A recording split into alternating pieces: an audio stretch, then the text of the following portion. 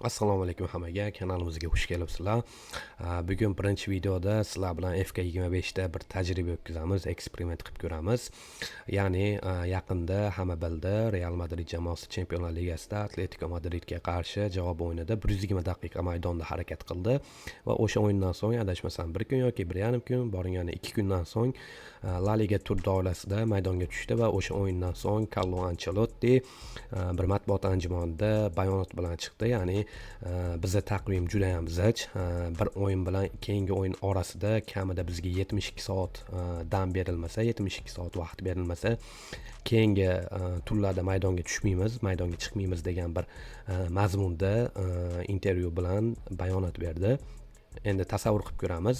Real Madrid jamoasi La Ligadan Premier Ligaga ko'chib o'tdi va Premier Ligada bir qanaqa harakat qiladi? Premier Ligada ham o'zini o'sha Realdagi o'zini La Ligadagi Realdek tuta oladimi? O'zini gegemonligini, bir nomini saqlab qola oladimi? Angliya Premier Ligasining top 6 jamoalariga qarshi butun mavsum qanaqa bir raqobat ko'rsata oladi, shularni bir ko'rib chiqamiz. Ekranda ko'rishinglar mumkin. Bu yerda biz murabbiy tanlashimiz kerak. Xo'p, bu yerda kimni tanlaymiz? Albatta Carlo Ancelotti'ni tanlaymiz. Endi qaranglar. Xo'p, bu yerda Real Madrid hali ham Ispaniya La Ligasida turibdi. Endi buni biz o'zgartirishimiz kerak. Ya'ni biz Real Madrid jamoasini Angliya Premier Ligasiga ko'chirib o'tishimiz kerak. Ko'rib turganinglardek, hozir Angliya Premier Ligasi mana. Endi kimni o'rniga o'tkazamiz? Real Madridda shu masala. Milichopga jamoalarni o'tkazadigan bo'lsak, bir adolatdan bo'lmaydi. Shu uchun grandroq, to'proq jamoani Ispaniya chempionatiga haydab boramiz. Menimcha eng zo'r ma'qul variant Tottenham bo'lsa kerak, chunki Tottenham Angliya Premier Ligasida anchadan beri g'olib bo'la olmaydi. O'sha g'olib bo'lganmi, g'olib bo'lmaganmi, aniqini ham bilmayman. Adashmasam 26 yo 27 yildan beri kubok yuta olmayapti. Umuman hech qanaqa kubok yutmagan. 2007 yoki adashmasam 2006-yildan beri, o'sha 20 yil. Xo'p, gapni ko'p. Xo'p, shu sababdan Tottenhamda Ispaniya chempionatiga o'tkazamiz. Boshqa narsani yozibman. Xo'p, Ispaniya chempionatiga o'tkazamiz. Tottenham bizda Real Madrid jamoasini o'rniga Ispaniyaga ko'chib o'tadi. Bismillah, ketdi mana. Xo'p, Real Madrid jamoasi Angliya Premier Ligasida.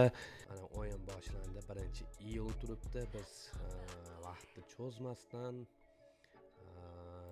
deylik, o'sha tarkiblarni tanishtirib o'tamiz. O'sha tarkib, ya'ni o'sha bu mavsumdagi Real Madridda tarkibi: David Alaba, Rudiger, Vallejo, Militao, Carvajal, Vasquez, Tchouaméni, Gonzalo buni tanimayman, menimcha akademiyani o'yinchisi, Modric, Ceballos, Valverde, Camavinga. Mana barcha, ya'ni bu mavsumdagi o'yinchilarning barchasi yangilangan. O'sha Real Madrid tarkibida bor mavjud. Arda Güler deysizmi, Nico Paz, lekin adashmasam Komoga o'tib ketganda buni update qilishmabdi. Vini Junior, Rodrigo, Mbappe, mana eng muhim o'yinchilari hali ham Real Madridda. Mana Mbappe, Rodrigo, Vini. Mana Carlo Ancelotti'da taktikasi 4-1-3-2 adashmasam bu taktika. Xuddi shu tarkib bilan, xuddi shu taktika bilan Carlo Ancelotti Premier Ligada qanaqa bir natijaga erishadi, buni video davomida bilib olamiz. Mana Angliya Premier Ligasining jadvali hali mavsum boshlanmagan. Real Madrid jamoasi o'sha alifbo tartibida 17-o'rinda egallab turibdi. Birinchi o'yinimiz Angliya Premier Ligasida birinchi turimiz Lesterga qarshi bo'lar ekan 19-avgust kuni va 5 kundan so'ng Real Madrid jamoasi o'z uyida Evertonni qabul qilar ekan. Ya'ni bu o'sha birinchi va ikkinchi turlar. 3-tur esa, xo'p, 3-tur menimcha sentyabrda bo'ladi. 3-tur mana sentyabrda, 1-sentyabr kuni Newcastle ga qarshi bo'lar ekan. Xo'p, vaqtni cho'zmaymiz. Bu o'yinlarni umuman bittasini ham o'ynamayman. Endi biz iyul oyidan to'g'ri may oyiga simulyatsiya qilib yuboramiz. Mana 25-may kuni Premier Ligadagi oxirgi o'yin bo'lar ekan va o'sha o'yin Brightonga qarshi bo'lar ekan. 26-maygacha bo'lgan bir davrda simulyatsiya qilamiz, ko'ramiz qanaqa bir natijaga erishadi Real Madrid jamoasi Premier Ligada. Bu ham ancha vaqt oladi. Tezlashtirib yuboraman. Xudo xolasa, где-то 1 minut, 1,5 minut atrofidan keyin yana ko'rishamiz.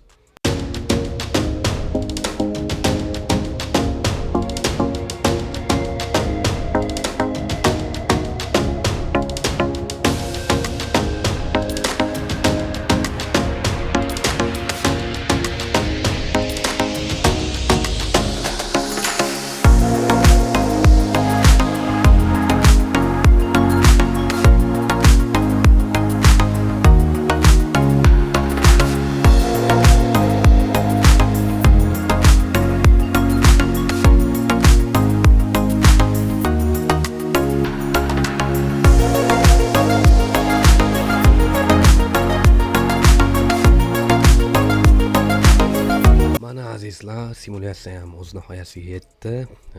May oyidamiz. 2025-yil may oyi, 26-may. May oyida 3 ta tur o'tkazibmiz Angliya Premier Ligasi bo'yicha va g'alaba qozonganmiz hammasida. Va ko'rib turganinglardek, bu yerda Chempionlar Ligasidan asar ham yo'q. Menimcha Chempionlar Ligasidan chiqarilgan jamoa. Taxmininglarda kommentariyada yozib ketinglar. Premier Ligada Real Madrid jamoasi birinchi mavsumida nechinchi o'rinda egallagan. Ko'ramiz, qiziq. Hop, ofisga o'tadigan bo'lsak, standings, ya'ni jadval. Ko'rib turganinglardek, Real Madrid jamoasi o'zini Angliya Premier Ligasidagi birinchi mavsumida 2-o'rinni qo'lga kiritibdi. 24 g'alaba, 9 durang va 5 mag'lubiyat. 88 ta gol urilgan, 49 ta gol o'tkazib yuborilgan, 39 ta gol difference, ya'ni 39 ta plusdamiz. Xo'p, 81 ochko bilan Manchester Citydan keyingi 2-o'rinda Real Madrid jamoasi. Manchester City 86 ochko bilan yana Premier Ligada chempion bo'libdi. Tabriklaymiz. 3-o'rin Arsenal, 4 Newcastle, 5 Chelsea, 6 Villa, 7 va 8 United. Menimcha top klublar boshqa qolmadi. Top klublar boshqa qolmadi. Xo'p, Real Madrid jamoasi Angliya Premier Ligada birinchi mavsumida 2-o'rinni egallabdi 81 ochko bilan. Emirates FA Cup'da Newcastle jamoasi Aston Villani 2-0 ga yutibdi. Tabriklaymiz. Carabao Cup, ya'ni Liga Kubogida esa Real Madrid birinchi mavsumida, Angliyada birinchi mavsumida Liga Kubogini yutmoqda. Manchester Cityni finalda 2-1 hisobida mag'lubiyatga uchratibdi. Juda zo'r natija. Endi Chempionlar Ligasi muhimi. Chempionlar Ligasida Real Madrid qaysi bosqichda yurishini to'xtatgan. Shu meni qiziqtirmoqda. Chempionlar Ligasi qiroli. Xo'p, finalda hali final bo'lib o'tmabdi. 31-may kuni bo'lar ekan. Xo'p, finalda PSG hamda City jamoalari o'rtasida o'yin bo'lar ekan. Xo'p, yarim finalda City Atletico, PSG Sporting, chorak finalda esa menimcha yaxshi markaziy o'yinlar ko'p bo'lgan ekan. Xo'p, nimchorak finalda esa nahotki hatto nimchorak guruh bosqichidan chiqa olmabdimi Real Madrid? Yo play-offda qolib ketganmi?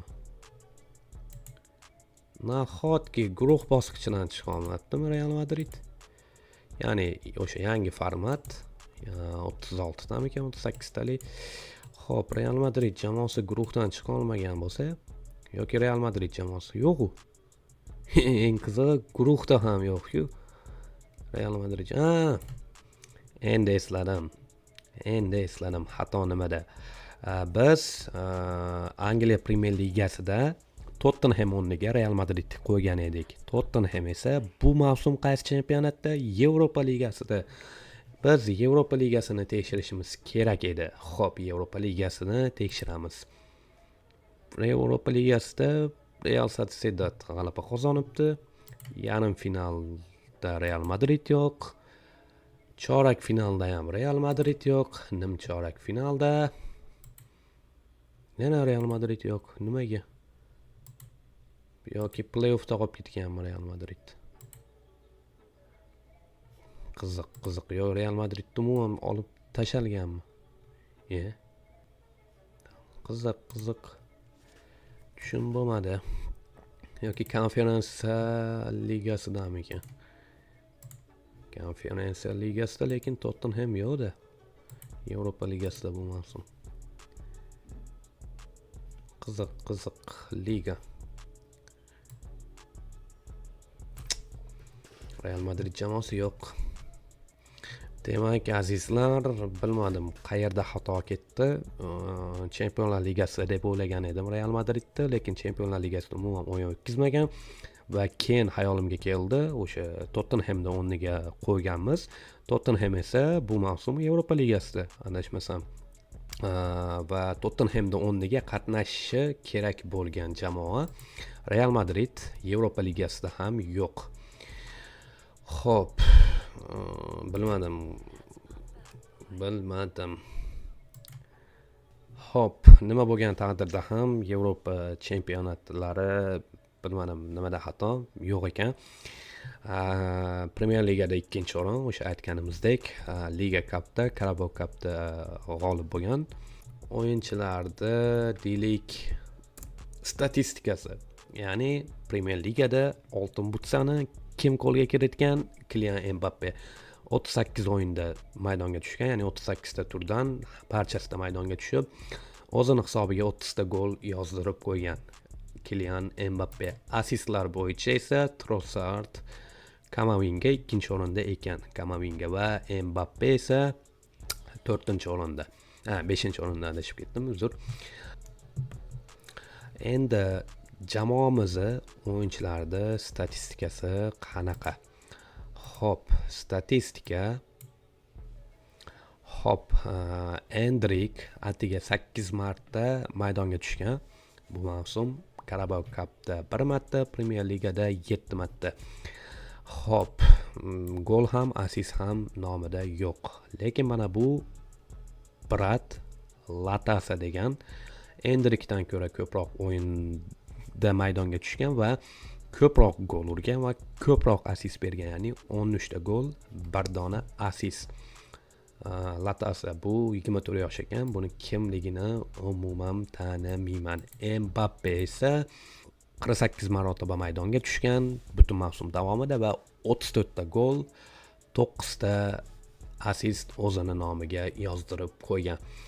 Xo'p, Vini Junior atiga 23 ta o'yin o'tkazgan mavsum davomida, 6 ta gol, 5 ta assist. Menimcha yomon natija Vinicius uchun. Bellingham 46 ta o'yin, 16 ta gol va 9 ta assist.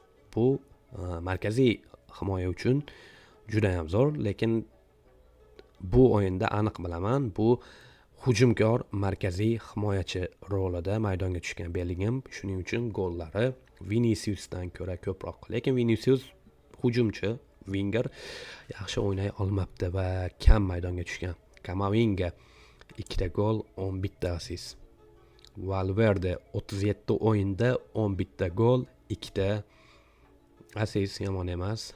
Ceballos, Luka Modric atiga 11 o'yinda maydonga tushgan, 1 ta gol, 2 ta assist. Endi 39 yosh uchun bu ham zo'r natija. Keyingisi Chouameni 48 ta o'yin, 5 ta gol hamda 5 ta assist nomida. Vasquez da 43 ta o'yin va 5 ta gol, 5 ta assist. Bu ham yomon emas. Va Militao himoyachi 43 ta o'yinda maydonga tushgan, 5 ta gol, 2 ta assist. Rudiger 40 ta o'yinda maydonga tushgan, 1 ta gol va 1 ta assist. Alabada esa 0-0-0. 31 ta o'yinda maydonga tushgan. Xo'p, bular endi no name'lar. Adashmasam Frank Garcia 28 ta o'yinda maydonga tushibdi. Frank Garcia. Ferland Mendy esa 31 ta o'yinda maydonga tushib, bitta gol, 3 ta assist o'z nomiga yozdirib qo'ygan. Endi bular mana o'sha aytganimdek no name'lar. Statistika, jamoat statistikasi xuddi shunaqa. Menimcha yomon emas. Mana azizlar, videoda qo'ldan kelgancha harakat qildim. Birinchi video xato kamchiliklar bor. Hali gapga usta emasman, ya'ni kamera qarshisida gapga usta emasman. Shuning uchun gaplarim qovushmagan bo'lsa, bir-biriga tushmagan bo'lsa, ma'zur tutasizlar. Keyingi videolarda shu FK25 da qanaqa bir ideyalar qilaylik, shularni bir yozib ketsanglar, o'sha ideyalarni tayyorlashga harakat qilaman. Keyingi videolarda ko'rishguncha sog' salomat bo'ling.